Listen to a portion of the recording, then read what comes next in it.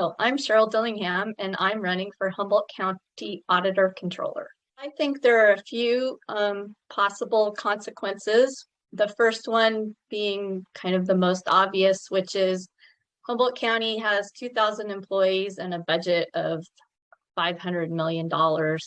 And the failure to pay vendors in a timely manner can have a trickle-down effect to all local businesses and result in some cash flow issues and just an uncertainty in when you're going to get reimbursed, and also cause some of the smaller businesses to not want to do business with the county, which then causes the business to go outside the county.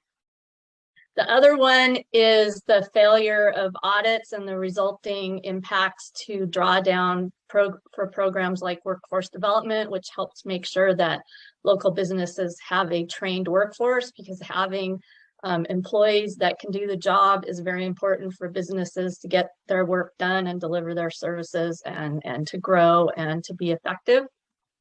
And then the auditor controller provides a lot of services to other agencies, special districts and schools.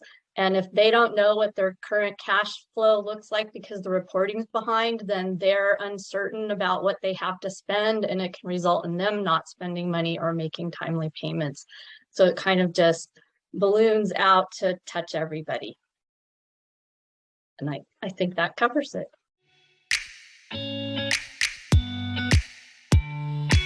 The elected auditor controller is directly accountable to the voters of Humboldt County, which is why it's important to vote for local officials.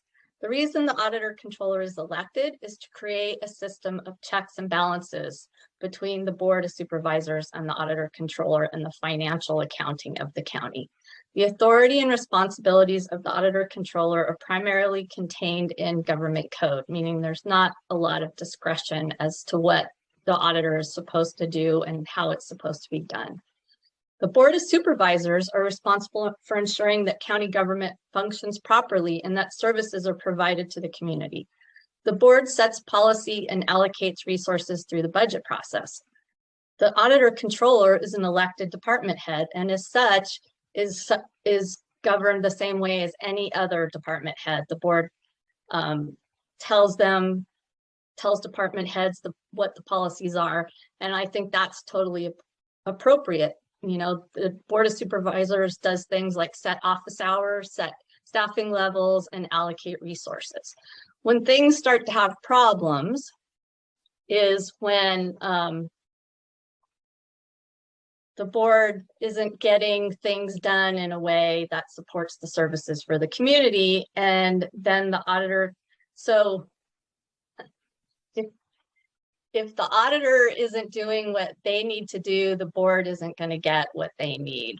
And so this is a checks and balances, a very careful, balanced program, and you need to work with the board and communicate and get all of it done for everybody.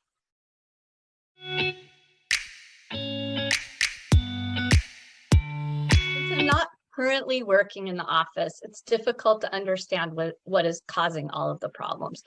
During the 12 years I worked in the office, I had strict timelines regarding the closing of accounting periods, performance of reconciliations, and completion of audits.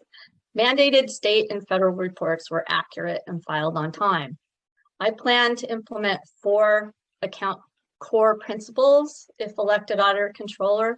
There need to be strong internal controls. It's better to catch misuse of funds rather than, better to prevent it than catch it after the fact. So you want to have strong internal controls in place.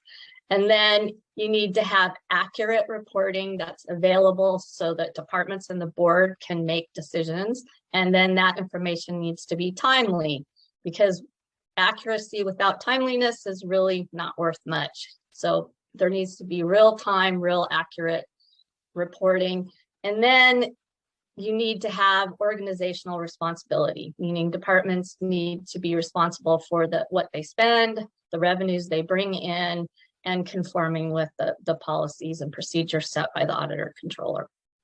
The auditor controller needs to communicate with the county administrative office and the board what the requirements are, why they're important, and then they need to work together to make that happen for the benefit of the whole organization.